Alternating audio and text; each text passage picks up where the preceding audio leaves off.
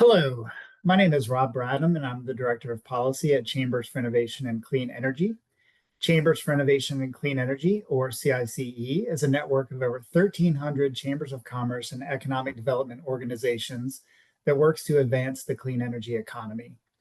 We make the business case for clean energy, focusing on promoting clean energy policy and programs that advance competitive markets, reduces costs for consumers, and maintains the security and reliability of the energy supply.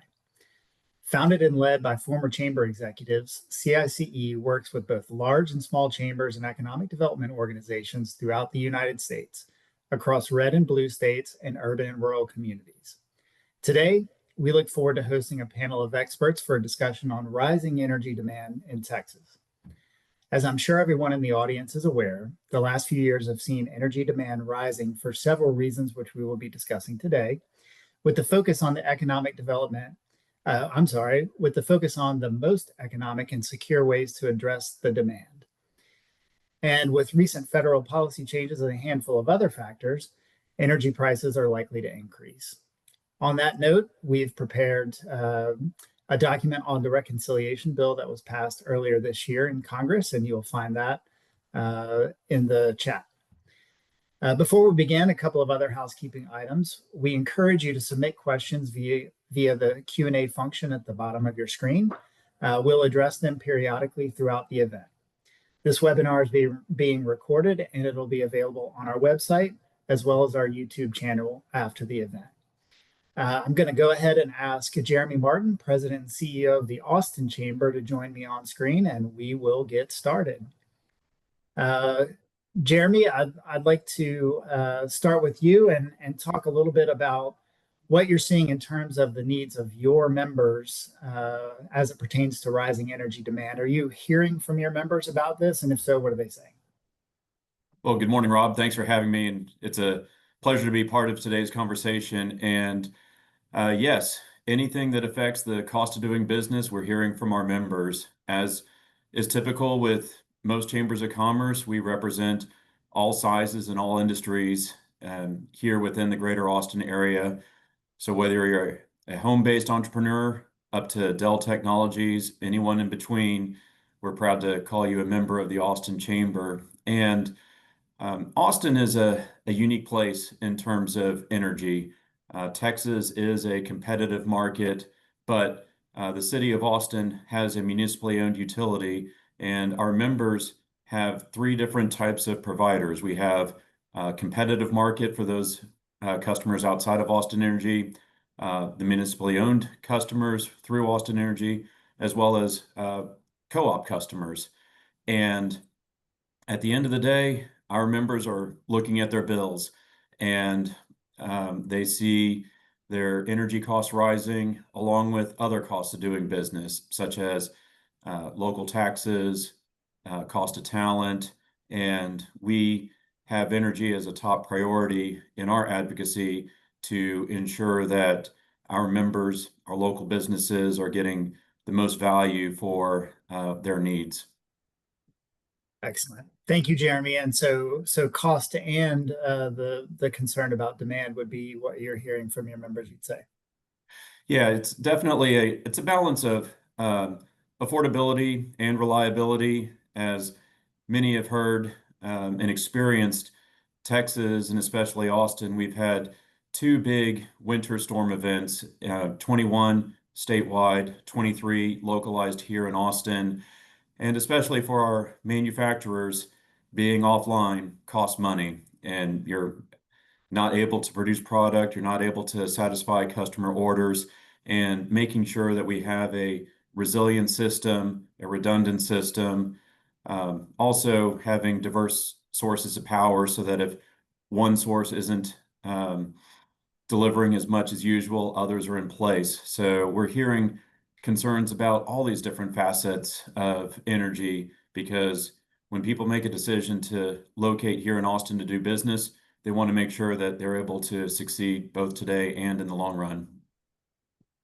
That is a perfect start to our conversation today. I appreciate that very much. At this point, I would like our other two panelists to join us on screen.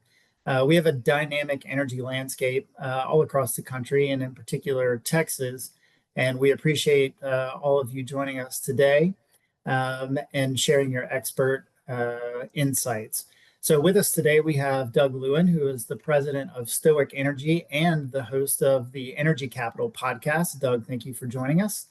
And Jose Besiero, director, site selection and incentives advisory with Kroll. Jose, Doug, thank you both for joining us. At this point, I'd like to spend some time talking about some of the factors that are driving Texas' unprecedented growth in electricity demand. And let's start by laying out a couple of facts here. Electricity demand on the ERCOT grid, which covers most of Texas, as you all know, is expected to grow 11% by 2026, and 2026 isn't very far from now. Large data centers and cryptocurrency mining facilities are going to be driving a lot of that demand surge. And we're fortunate today to have Doug with us. Doug is a well-known energy expert inside Texas and really across the country. So Doug, in terms of some concrete metrics, what can you tell us about the current demand situation in Texas? Give us sort of a snapshot of energy trends, if you will. Yeah, sure. Happy to. And first of all, thanks so much, Rob, for having me into Chambers for Innovation, for all the good work you guys are doing. Sometimes picture's worth 1,000 words. I'm just going to share a quick slide on this. Rob, give me a thumbs up if you can see that. Okay. All right. Yes, so yeah, the demand growth picture in Texas is extremely robust. And I like this slide. This was shown by ERCOT CEO Pablo Vegas to the ERCOT board just a couple of weeks ago. And what it shows here is, right, we talk a lot about peak demand, and understandably, there's this huge rise from like 75 gigawatts to 85 in the space of a couple years. What we have seen the last 2 years is that the peaks have not been as high, but demand is still going up. And I'm not going to show that many slides, but I've got charts and graphs as long as a Texas summer day. I could follow up with me later, and I can show you some interesting stuff if you're interested in this. That like our minimum demands are going up a lot. A couple of months over the summer, July, August, we saw 20-30% higher minimum demand. So at night, how low that is, and we could talk about why that is. I think it's actually really interesting. But what I want to point out in this chart is that 5% growth rate is probably a rate we haven't seen since at least the late 70s. And as I'll show here, like we do have more growth on the way. This is, again, mostly historical. 2025, this is projected through the end of the year, and this might be a tad high. I think we're going to end up somewhere just south of 500 terawatt hours. And if you look at that upward line, right, in 2021, less than 400 terawatt hours, that is a 25% increase in 4 years. Again, you don't see anything like that in recent history, and you have to go back quite a ways. I think I'm trying to get some good historical data on this, but it might actually be more like the 1960s. And this one, again, like picture's worth 1,000 words. I could try to describe this to you, but this really, I think, tells the story. We're seeing robust growth in many regions of Texas, including coastal Texas, South Central, North Central. But this far west zone story, I don't think is talked about nearly enough. This is basically a tripling of demand in the space of about 8 years. That is just phenomenal growth. And it's several different things. It is cryptocurrency mines. It is data centers. It's also oil and gas load, right? It's in the Permian Basin, frackers hooking up to the grid, all sorts of gas infrastructure, compressors and the like connecting to the grid, because it's a whole lot cheaper to power these kinds of operations with grid power than it is to, like, for instance, use a diesel generator. And this the last slide I'll show for this segment, depending on where the conversation goes. I've got some others, but this is from the Energy Information Administration, and it really, again, kind of tells a story of what's going on here in ERCOT. You know, we're right at about 6% growth this year. Depending on how the next few months go, they might be a tad high on their 25 projection. But 26, they're looking at 14% growth in that 1 year alone, which I don't, I've been trying to make historical, connections there. That's got to be at least the 1950s, and might even be like pre-war when we were just building out the grid to see that kind of a growth rate in a given year.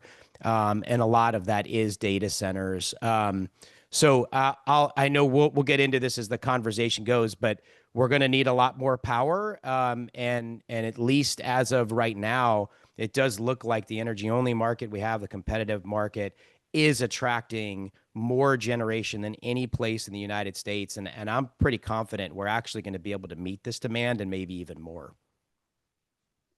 Thank you, Doug. Two things sort of stick out to me when you talk about that. Number one, I said 11% growth by next year, and the slide you just showed said 14%. So it's gotten even higher since You're right, we though. The started. 11% is if you take the 2 years together. So if you average 25 and 20. So I saw that in the thing you sent out, and I almost sent you a note, but it's the average of the 2 years. So you're still right. Good, good, good.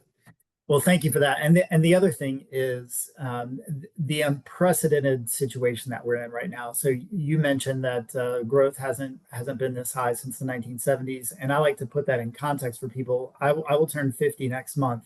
So in my entire lifetime, we have never had the situation that we are in now. And you just said that you don't think the demand that we're expecting next year has been seen since the 1950s.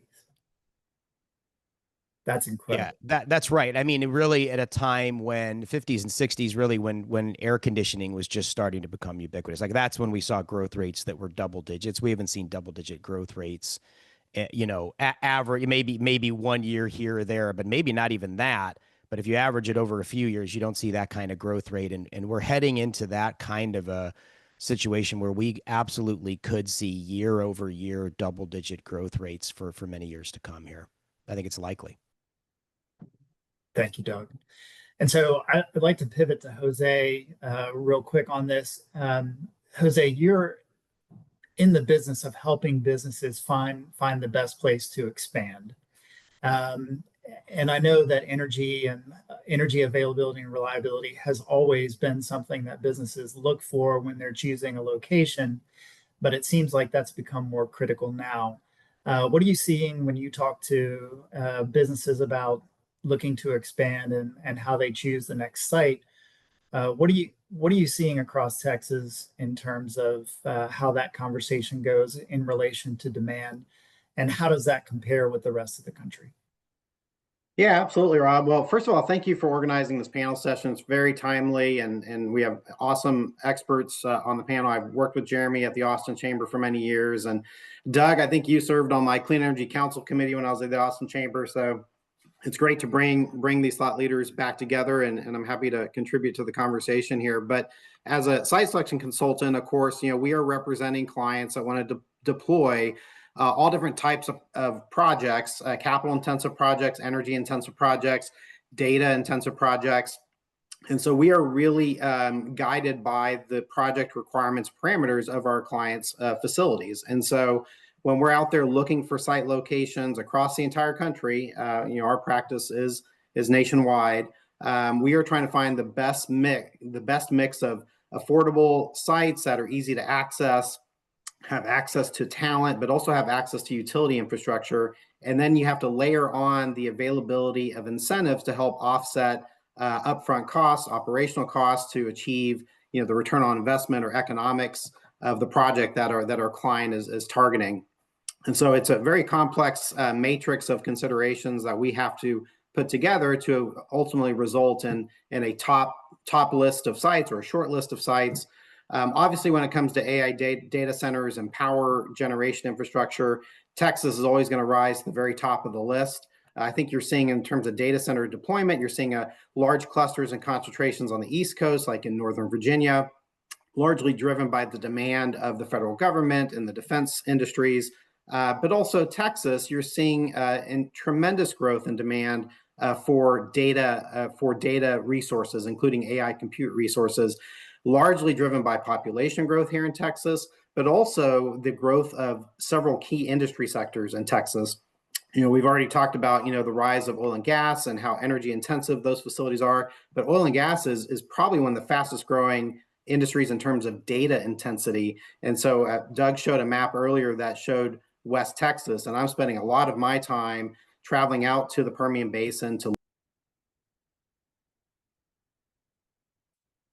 I think we seem to have lost. Was it something he said, Rob? Was that?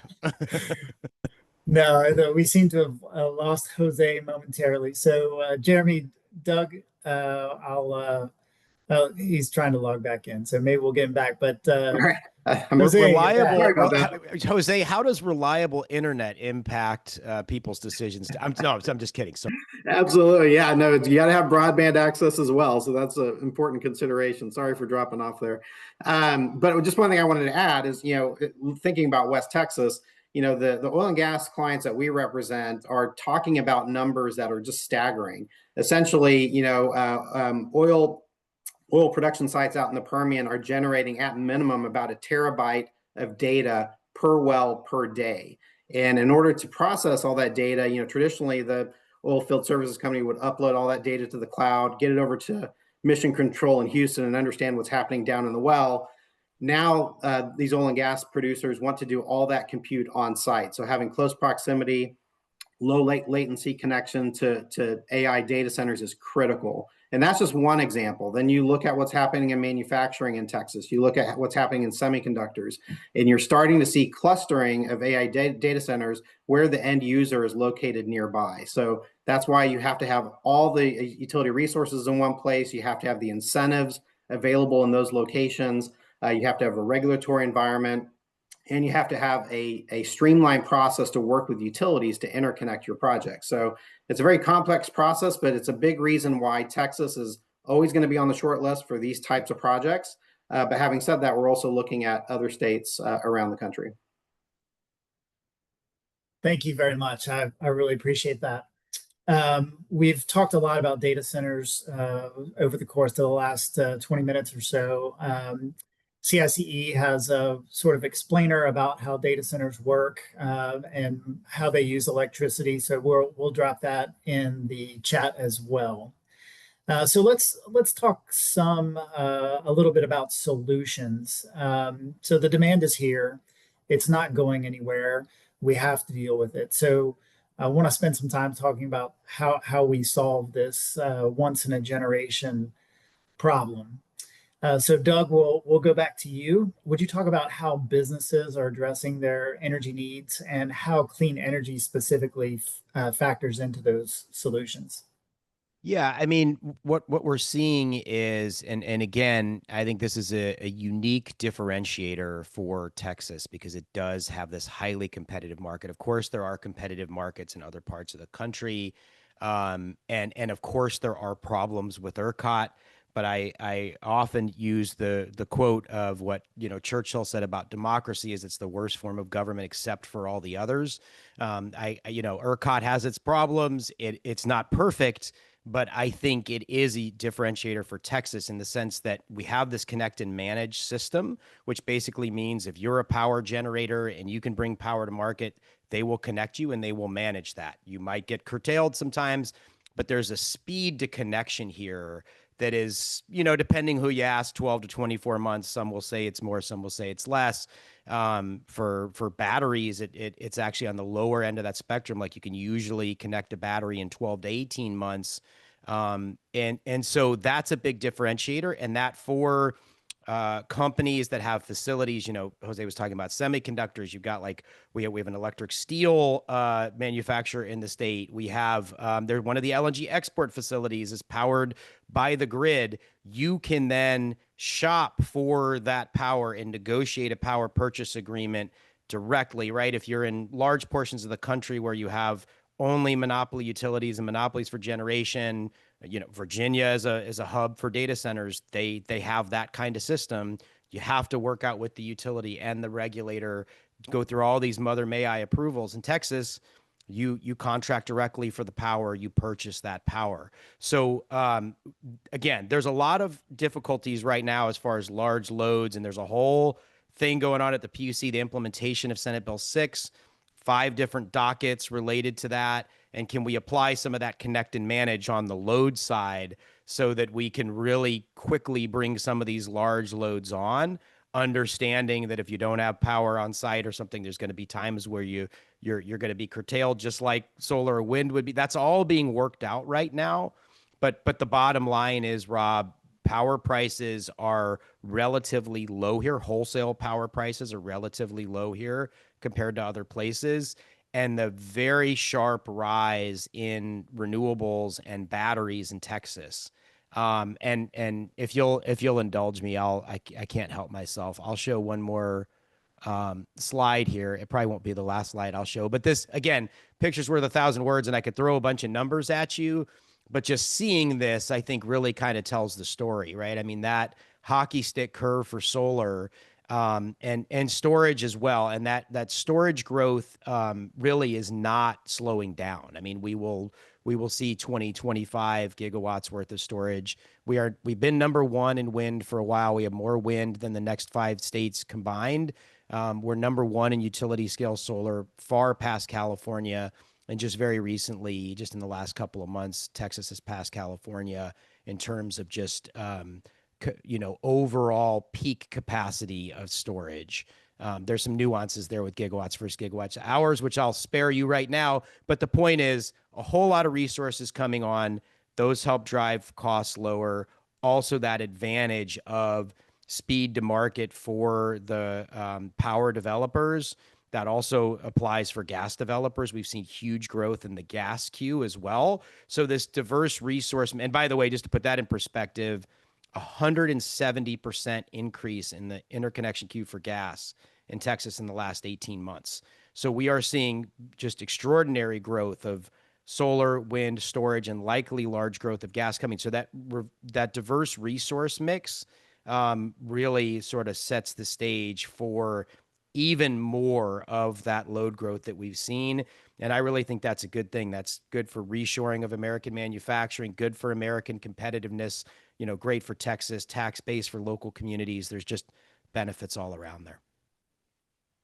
Thank you, Doug. And I do want to dive in a little bit on a couple of points you made. So the demand is here, and you've talked about the growth of solar and battery storage over the last couple of years. Safe to say that speed to market for those technologies has really helped save Texas over the last couple of years and help you meet the demand that is coming to Texas, already is in Texas. Yeah, I think so. And look, there's a lot of different things. I get in these discussions all the time. Like I'm pretty active on Twitter and LinkedIn, and those are like not great places to have in-depth discussions about these kinds of things. There's a lot of different factors at play here. It's a complicated world, and like multiple things can be true at one time. But I think there is no doubt that a major factor in the reliability over the last few years is solar and storage. 2023 was basically in a tie for 2011 for the hottest year ever in recorded history. 2011 was like slightly hotter, but basically sort of like number 2, but basically in a tie. And the grid was strained. We were having some. We had one energy emergency, the only energy emergency we've had since Uri. There weren't outages. We only had like 2.5 gigawatts of batteries to deploy to the grid at that point. Now we have a record deployment, instantaneous deployment of batteries of almost 8 gigawatts. So like 3.5, 4 times as much in the space of only 2 years. That has major reliability positive impacts. 2024 was the 6th hottest summer we've ever had on record. So it wasn't as hot as 2023, no doubt. But with all that extra solar, 7 or 8 gigawatts of extra solar, 2 or 3 extra gigawatts of battery, more than that, like 5 extra gigawatts of batteries, there was not only was there not an energy emergency, there wasn't even a single conservation call made. 2023, I think we had 11 or 12, something like that, conservation calls. None in 24, none in 25. Middle of the day power prices are wholesale power prices are about 2 cents a kilowatt hour, pretty much day in, day out. So there's reliability and affordability benefits there that are really accruing to the state. Thank you for teasing that out a little bit. I appreciate that, Doug. Jose, what Doug just talked about in Texas, can you compare that to what you're seeing in the rest of the country? How does Texas fare compared to other Yeah, states? so there's a lot to unpack there, but really great points by Doug. Senate Bill 6, I think, is something that certainly our clients are paying a lot of attention to. How is that going to be implemented? What does that mean in terms of upsizing or upscaling the power infrastructure on the site that's serving like a data center facility? Most of our clients, to be honest, are already bringing a certain level of utility infrastructure to their projects, whether it be on-site power gen, behind the meter batteries, or solar, some combination thereof. They're also looking to bring on-site water processing and cooling facilities.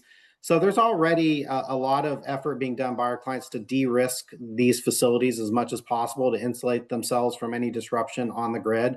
But Senate Bill 6 could throw that into overdrive, and it could mean that these projects get a whole lot more expensive. I don't think that necessarily is deterring our clients from considering Texas because of the reasons that we talked about. Because of the demand is here, the industry growth is here. And also, I think, ERCOT in general is just an easier, simpler process to get your project interconnected. You can do your own power purchase agreement contracts. But having said that, we look at the full picture of what it's going to cost from a total, cost liability structure, from a tax incentive savings perspective. Texas, one area where Texas we feel needs to improve is on being able to incentivize data center projects more competitively. For example, here in Texas, the school district incentive, which is the biggest portion of your property tax bill, does not allow for data center projects to be eligible for tax abatement. Whereas you go next door to Louisiana and you can get an across the board 80% tax abatement from every local taxing jurisdiction for any type of project. Same thing in Oklahoma. You can get a 50% for 5-year tax abatement for any type of project. Plus they have deal closing funds and other incentive tools. So from an incentives perspective, Texas is a little bit behind the curve on what other states are doing to really be proactive and to attract more development, more investors, more projects into the state. The one thing that's helping Texas is the demand. Another key thing that Doug mentioned was on the, sort of the mix of the power generation resources. There's been a lot of effort here in Texas to kind of remove tools from the economic development toolbox for renewables. There was an effort last session to strip Chapter 312 incentives away from renewable energy projects. Luckily, that didn't move forward. They did remove eligibility on the school district incentive, which is called JETI. So renewable energy cannot access that incentive program. Whereas in other states, renewables are not penalized from an incentive standpoint. And what we're being told by our client is what they really care about the most is finding a site that can accommodate the power ramp timeline. And to Doug's point earlier, your ability to connect your project to the grid is going to be largely dependent on meeting the near term power requirements during the construction phase and during the early fully operational phase, where you need to go quickly from 3 megawatts during construction up to 10, up to 50, and then you need to get to 200 megawatts really quickly. Renewables are really the only resources that can allow you to ramp that quickly, where you can build a utility solar or battery project in anywhere from 6 to 18 months. And then once you get to full operational scale, where you need 200 plus megawatts, that's where the baseload power generation is going to make a difference. But again, new baseload power, it's going to take anywhere from 3 to 5 years from natural gas. Nuclear could take up to 10 years. So you really need all these resources available. And in our opinion, from a site selection perspective, we need to be able to incentivize all these forms of power generation. And that's really going to help these projects get online faster.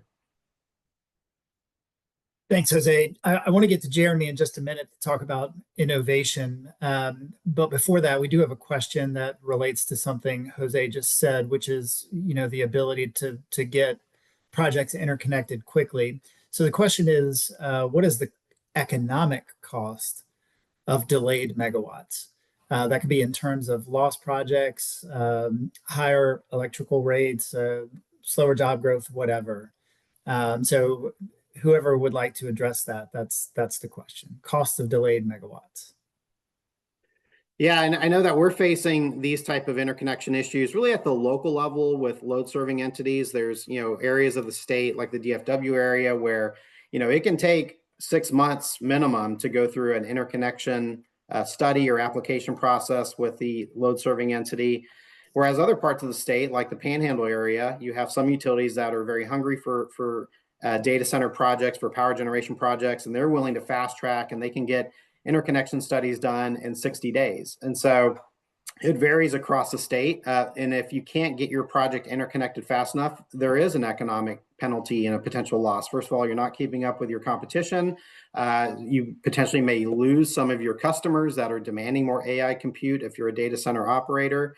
If you're a power generator, if you're an IPP looking to do some type of co-location project for a data center, you may have an opportunity to go acquire a natural gas power plant turbine. But if you can't get the interconnection agreements done quickly, you have to make a decision on whether you're going to move that turbine to another location or another state to get it connected so you can start generating power and earning money.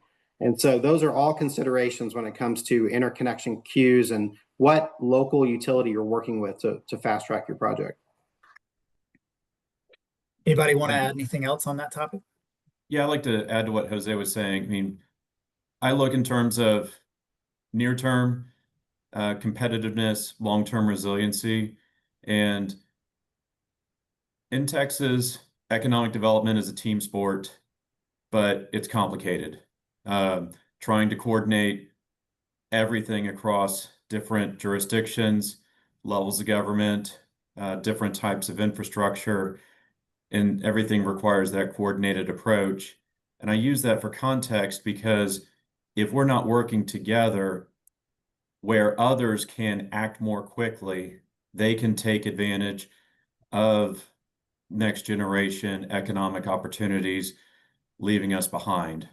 Economic development is a constant source of attention needed. And it's not, United States is not the only game in town. Texas is not the only game in town. Austin's not the only game in town. We put forward a great business case, but we know when it comes to long-term success, our competition is global. And if we're not able to invest and reinvest in our infrastructure, in our human capital, and maintain a competitive cost of doing business, the cost is economic and it is real. So it does require that constant attention. And the only thing I would add there, those are both great answers. Just to Jose was sort of reinforcing what I was saying earlier, that there's this SB6 implementation. I think that is important for local chambers to be paying attention to. I am confident the PUC and ERCOT are going to get that right. I think the legislature did a good job of balancing the different interests, and specifically in the legislation, there's some kind of phrase, I can't remember exactly what it says, but you know, they're supposed to implement it in a way that allows for business to continue to develop in the state. There is a danger. I don't think it's not a prediction, but it is a non-zero possibility that it is implemented in a way that really slows down large loads connecting to the grid in a major way, which, to both Jeremy and Jose's point, will cause a lot of these infrastructure projects that are, we're talking projects that are tens of billions of dollars. I mean, we're talking about hundreds, when you add them up, hundreds of billions of dollars of investment. Like a significant portion of gross state product could be coming from these projects. It is critical that they get that right. And to get it right, they need to hear from local business leaders about the importance of the speed to interconnection and things like that. So I would just emphasize the importance of local economic development officials and chambers being involved in these kinds of public policy processes. Thank you for bringing that up, Doug. And we are going to talk about how chambers and EDOs can get engaged in the process sort of towards the end of the webinar today. But that is definitely something that we want to help empower chambers and economic development organizations to do. That's pretty much the entire reason CICE exists. So we want to be a resource for those chambers and economic development organizations. Jeremy, we've talked about the economic impact of not having enough energy and the implications of not meeting the increasing demand that we're already seeing for new economic development projects. But your members that are already in Austin are having to deal with this issue as well, whether it's in terms of the cost of their bill or wondering about reliability. And Doug did a great job talking about how solar, wind, and batteries contribute both to the reliability of the grid and keeping costs level or predictable at least. But I want to ask you, are you hearing any innovative solutions from your members, companies that are already located in Austin?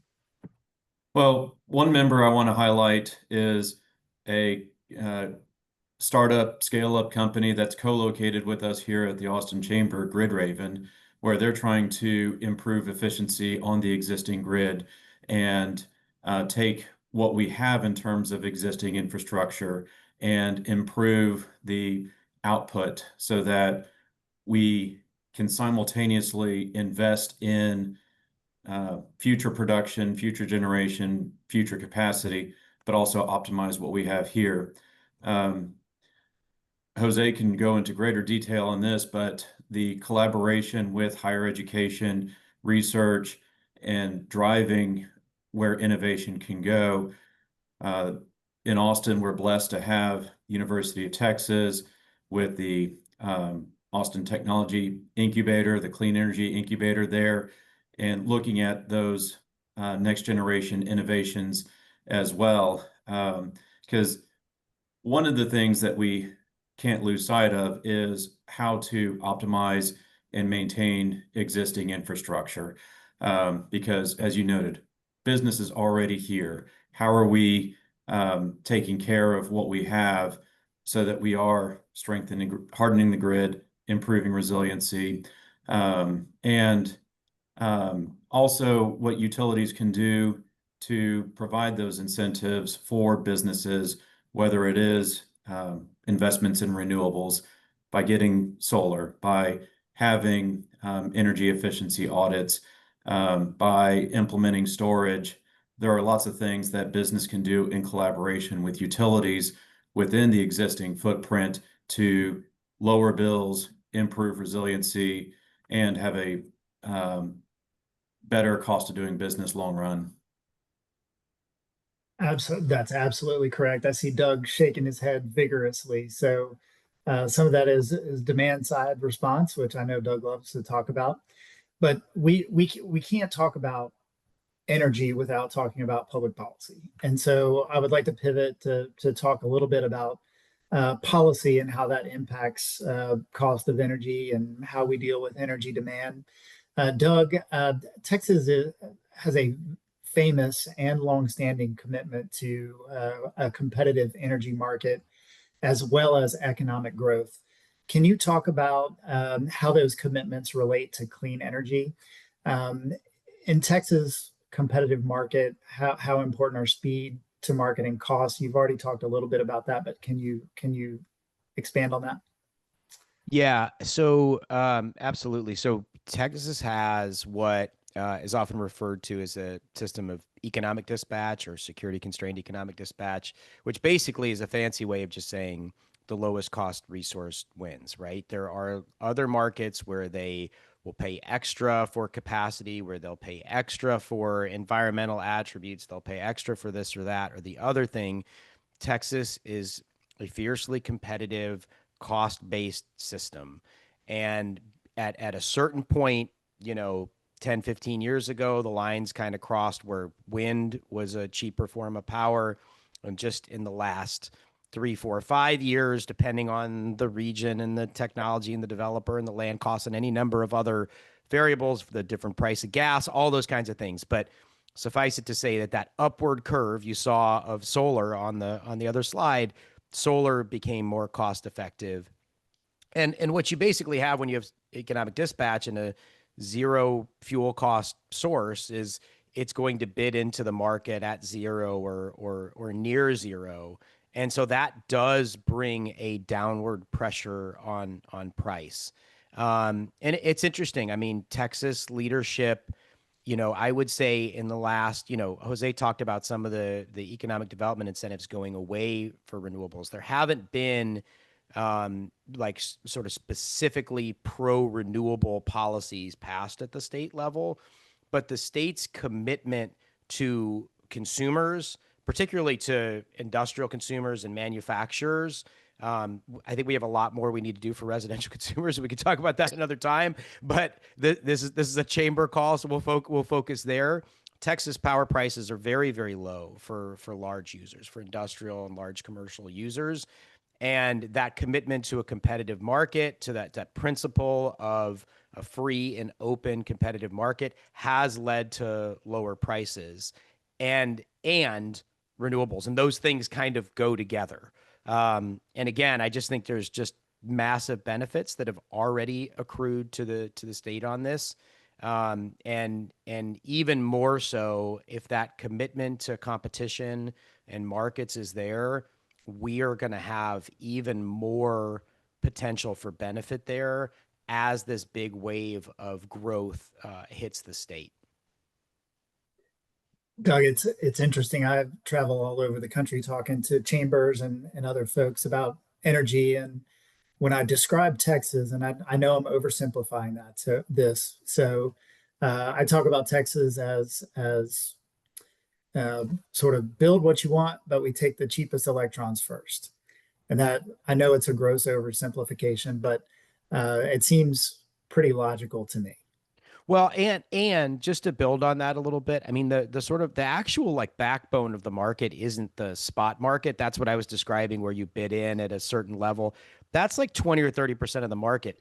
The bulk of the market is actually bilateral contracts, right? That's a big manufacturer, industrial, or a city, or a grocery store chain, or Walmart, or whoever purchasing power from a developer at prices they are negotiating with each other. Right. And so there actually like is no impediment right now to, like, you're seeing some nuclear deals, like Dow Chemicals doing something with X Energy. They're going to pay more for it, but that's their right in the market. And there is this, and by the way, we haven't talked about this yet, but the state passed House Bill 14, which puts some incentives towards nuclear, right, to try to and I think that is a sort of a good use of a governmental program, is when there is that big price disparity, you put some incentive in to try to narrow that gap so that you get over those first of a kind hurdles, right? But the point is that if you are a business looking to locate in Texas, you can actually do that negotiation directly with a developer and not have all those sort of intermediate layers of government and bureaucracy sort of standing in between. And the state is committed to that structure. That's excellent. We can't talk about energy policy in Texas without talking about permitting and siting. So Doug, you said there haven't really been any pieces of legislation that were pro-renewable passed in the legislature in the last few years, but there have been some proposed pieces of legislation that have been sort of detrimental on the permitting and siting front. I see Jose shaking his head. So can you talk about permitting and siting of energy projects, and any of you talk about why that's important? I'll just jump in just real quick, because first of all, I just want to clarify, there have been some pro-renewable bills. There hasn't been like an incentive for renewables like you've seen in a lot of other states. This last session, there were some important consumer protection bills that were supported by the solar industry. There's been decommissioning bills that I think are useful. There was a bill that made it easier to permit solar and batteries at residential. There's all kinds of support and good policy being made in Texas.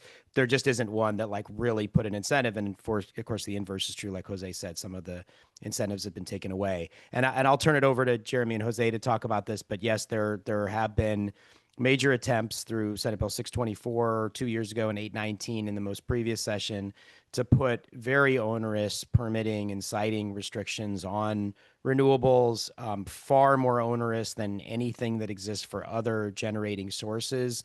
The fiscal notes on these bills are massive because the PUC would have to, the Public Utility Commission would have to hire up, dozens of people to actually like go through that whole thing I was talking about of a business being able to site here and purchase power directly. That now changes. Now you have to go through the government and say, yes, you're allowed to build your power plant over there. No, you're not allowed to build your power plant over there. It sets up this massive government bureaucracy and all sorts of red tape that would get in the way of what is at this point, 90% of the power being added to the grid in the form of solar, wind, and storage is 90% of what we've added in the last 4 to 5 years. So I'll turn it over to the other guys, but yeah, it would create just a nightmare and a mishmash of regulations and just sort of bureaucratic red tape and headaches for all folks trying to develop power in the state. Yeah, I'll just add to that, especially Senate Bill 819 was quite alarming, for our clients. So we as a firm have worked on over 10 gigawatts of renewable energy projects. And still to this day, it's about 50% of our practice. Lots of renewables projects looking to deploy in Texas, but also in other states. And whenever you see the threat of additional layers of bureaucracy and red tape being implemented from a policy standpoint, it does send up the red flags and alarm bells with our clients, and they say, well, if this ends up getting passed, then we're going to pivot to another state. We're going to go to Michigan. We're going to go to Ohio. We're going to go to Illinois, somewhere else. And also, I think that the other complication here is that when we are working on a data center project, for example, we go into a local jurisdiction, we meet with a mayor or county judge. One of the first questions they ask is, what are you doing about power? What are you doing about water? We want to support you. We like the job creation opportunity, but we don't want that facility to take all of our local power, all of our local water. So how quickly can you address the power concerns? And of course, the first step in that, the lowest hanging fruit is to deploy renewables, to deploy batteries, to deploy other forms of power generation or energy efficiency. Same thing with the water, deploying closed loop cooling and other forms of immersion cooling. All that adds to additional costs. But the way that actually is able to be successful is if you can have speed to market, if you can have low regulatory, keep the permitting process the way it's always been, keep the certainty level in the market the way it's always been, and you'll be successful. And that will also help projects get implemented more quickly, and you'll be able to create jobs faster, quite frankly. So it all goes hand in hand. And I think when you see bills like that in my personal opinion are very misguided, it doesn't really take into context the full economic development implication, which at the end of the day, it's about jobs, it's about infrastructure, it's about finding the right locations to support local communities, cities, and counties. So that type of policy is not helpful. Yeah, Rob, let me reinforce what Doug and Jose have said with 3 different ways of framing this. Know your numbers, know your priorities, know your members. What I mean by know your numbers, Doug and Jose have very articulately talked about very complicated pieces of legislation, SB 6, HB 14, SB 819 as examples. Every time a bill is introduced, there's a history there. There's a purpose, there's a story. And as advocates for business, we need to know that. We don't need to be experts on everything, but we need to know the experts so that we can be effective advocates, because how will these pieces of legislation affect our priorities and our members? So speaking about priorities, as Jose just mentioned, when having these local conversations, how will this affect water? How will this affect power? Coming into this session, we fully expected this to be an energy session. In Texas, we look for themes for every session. It's going to be an education session, a transportation session, a budget session.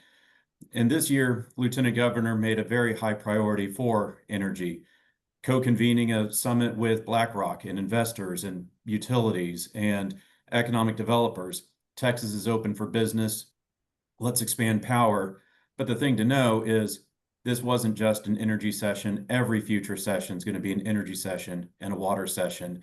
And we as chambers and business advocates need to be equipped to articulate those priorities each and every session, because when we take ourselves out of the game, others are going to be involved and they're going to have a voice if we're not fully advocating.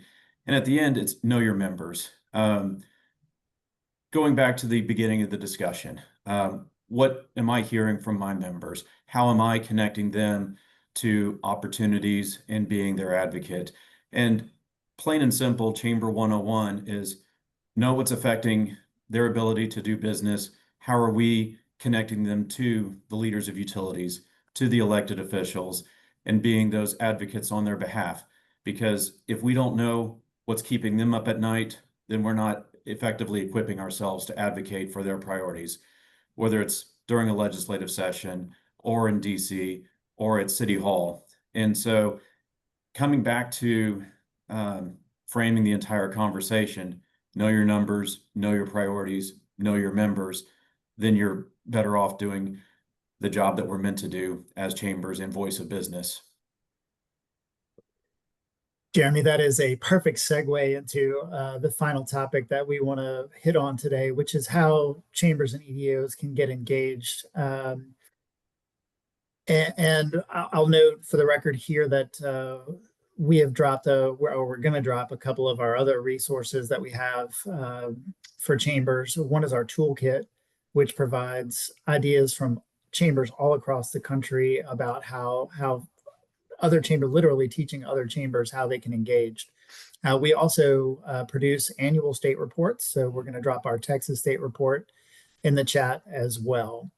But in this section, I'd really like to focus on some very straightforward steps that chambers and EDOs can take, even without being energy experts. I think folks feel like if they're not experts on the topic, they can't engage, and that's just not true in any way, shape, or form. Chambers are respected voices in their communities, and their elected officials care what chambers have to say, and they care what chamber members have to say. So, Jeremy, I'm going to let you be the last person to speak on this, and I'm going to give you a couple of minutes to think of some straightforward ways that your members can engage, or that your colleagues across the state can do to engage. Doug, for businesses willing and interested in engaging in the clean energy discussion, what advice would you give them? Yeah, well, I mean, I'd be rude if I didn't give a nod to my host here, right? I think Chambers for Innovation is a great place to plug in. It is, a difficult subject matter, to master. But like as you just said, Rob, there, and Jeremy, you said this as well. Like you can get involved. You don't have to be, black belt level or something like that to jump into that. And I think Chambers for Innovation, if you're in Austin, obviously the Austin Chamber, but wherever you might be, your chamber's probably going to have some good pointers for you. So I think to use that as an entry point, kind of build off the good work that's already going on there. But I think more than anything, right, it's just like, speak to your experience, right? I mean, that's really, legislators need to hear that. A lot of times they just hear over and over from the same voices, and hearing from somebody a little different about what the situation is for you, whatever that might be, even if it doesn't align exactly with what we've talked about. I just think it's important they get that kind of input. Call me old fashioned. I'm just a believer in like democracy and people talking to their public officials and things like that. So, yeah, I would say that the biggest thing is just get started. And if you don't know where to start, reach out to your local chamber, reach out to Chambers for Innovation, and they'll help you find the way to plug in. Thank you for that, Doug. Jose, what have you found to be effective in terms of explaining the economic and business advantages of solar storage or improved transmission, which is an issue we haven't really touched on in this webinar? Yeah, absolutely. I mean, I think the key differentiator in terms of explaining the opportunity, for clean energy, renewables, grid resiliency, it's really comes down to jobs. It comes down to job creation. You look at what's happened in Texas over the last 20 to 30 years. We've created, millions of jobs in the clean tech industry. And this is happening across the country. Oil and gas, for a lot of reasons, has declined in employment over the years, and you're seeing clean energy make up the difference in a lot of ways. When I was working for the Greater Houston Partnership, for example, we were seeing, it was the middle of a big downturn in oil and gas during COVID, and we saw over 30,000 people lose their jobs in oil and gas essentially overnight in the span of like 6 months. Many of those individuals ended up transitioning to the clean energy industry to become project managers, engineers, drilling engineers, for example, moved over to the geothermal industry. So just tons of opportunity for job creation in the clean energy industry across the entire country. And there are great organizations like CICE that are doing wonderful work to coalesce regions and chambers across the country on these topics, focusing on the opportunity in clean energy from an economic development and jobs perspective. I actually had the benefit of serving on a statewide trade organization called Clean TX, and that organization has done a great job of coalescing ecosystems across the state, networking events. There's lots of ways to get plugged in if you're interested in being part of this clean energy economy that is rapidly expanding and growing. So I just encourage you to either reach out to Jeremy at the Austin Chamber, reach out to the Greater Houston Partnership, reach out to these great regional chambers that are doing a great job to coalesce their ecosystems and understand that this is a huge opportunity for their local economies. And so I think that would be my recommendation.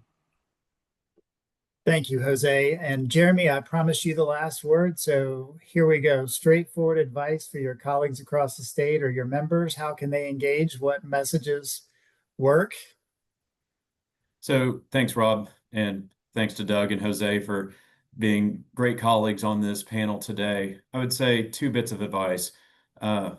Be confident and stay informed. As chamber executives, we are that voice of business. And when you go to a city council meeting, when you go to a state legislative hearing, there are lots of other voices, as Doug described, in democracy. And if we don't show up and are confident in our voice on behalf of business and what it takes for business success, then we're doing our members a disservice. But also have confidence in what we're talking about. Economic development is a catch-all term.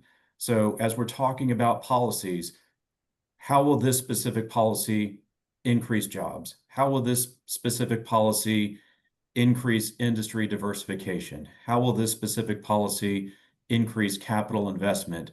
So you have to take some time to be informed on the things that you are speaking confidently about, which leads me to that next point of stay informed. We're not experts on everything.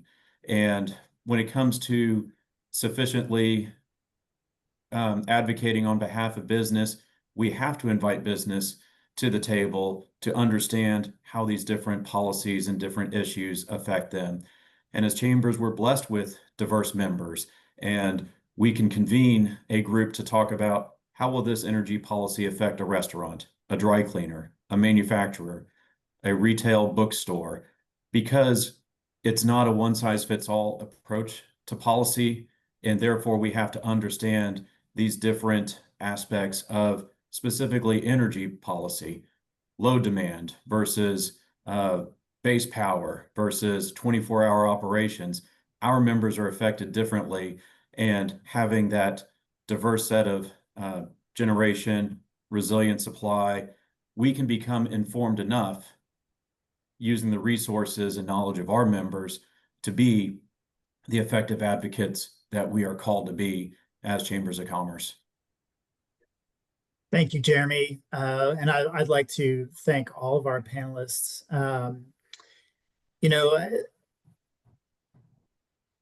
Your elected officials care what your chamber says. They care what you have to say about all of these issues. I like what Jeremy said about every session being an energy session and every session being a water session. And those are important issues that really affect every business in Texas, from the largest to the smallest. We all pay an electric bill.